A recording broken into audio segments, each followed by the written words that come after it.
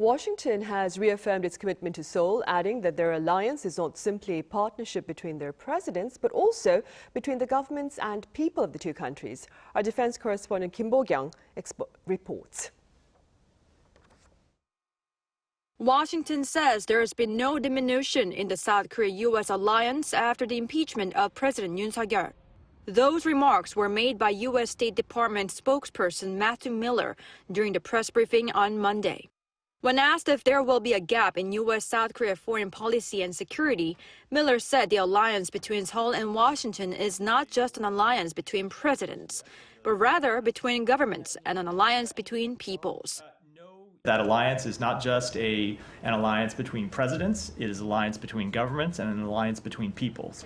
And our commitment to that alliance remains ironclad. Miller also mentioned how South Korea demonstrated its democratic resilience over the past few weeks.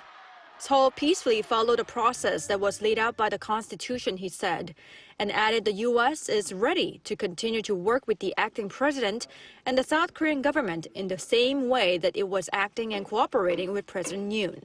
Meanwhile, the UN said on Monday that it trusts the strength of South Korea's constitutional system in regard to the impeachment of Yoon. At a regular briefing at the UN headquarters in New York, UN spokesperson Stefan Dujarric said that they witnessed that the declaration of martial law only lasted for a few hours, and how constitutional procedures are being carried out. Earlier on December 4th, UN Secretary General Antonio Guterres had commented on the declaration and subsequent lifting of martial law by President Yoon Suk Yeol, saying, "We welcome the lifting of martial law and are closely monitoring the situation." Kim Bo-kyoung, 아리랑뉴스.